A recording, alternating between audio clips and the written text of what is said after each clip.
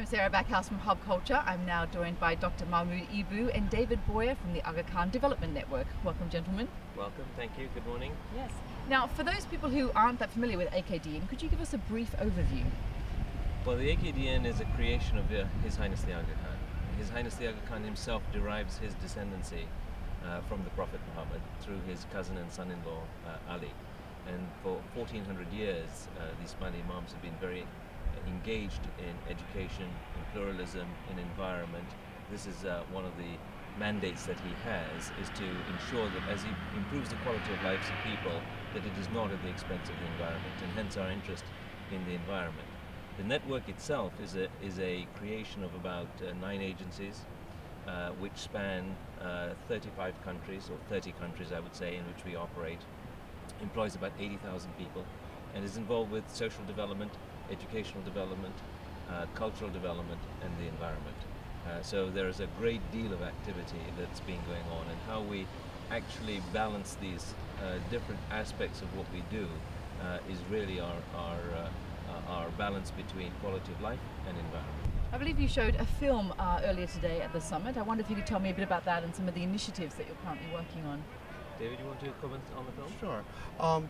Some of the things that we're working on is in Pakistan we have created an agency that is doing energy efficiency in homes, creating stoves that produce less indoor smoke and are more efficient use of wood, and interventions that are able to bring new light into the house through these very simple but effective windows that sit on their roofs, let the smoke out, let the sun in. And what's exciting about this is, besides saving energy, using wood more efficiently, it's created a whole set of new enterprises with entrepreneurs having businesses that are creating income for their families.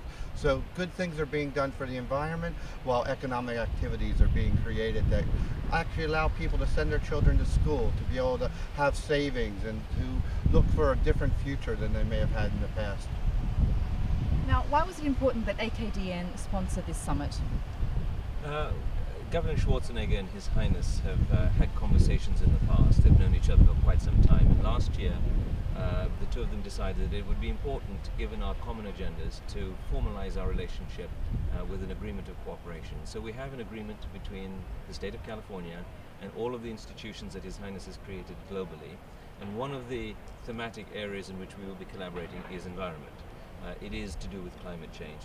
We also have health sciences, education, culture, economic development underneath that rubric of the agreement. So our participation here is not just to support the governor, but because we actually have an active interest. And the governor has taken a position that says subnationals are important. If national governments can't act, then subnationals can do it. Our view is to take that one step further. Even subnationals need the assistance of civil society institutions. And the AKDN is a massive civil society institution. Ultimately, the rubber hits the road with people who are in the fields, who need shelter, who need access to healthcare, who need access to a quality of life that you can impact one individual at a time, one village at a time. And I think our relationship with California is being able to build that bridge. That's why we're here. Wonderful. And finally, COP16 is just a few weeks away. Let's go to the federal, national, international stage now. What do you hope to see at these talks? Well, we all hope that the national governments are going to be able to come together and have a serious dialogue that leads to effective policy. But unfortunately, Sarah, what we saw at Copenhagen could be repeated again in Mexico, Cancun.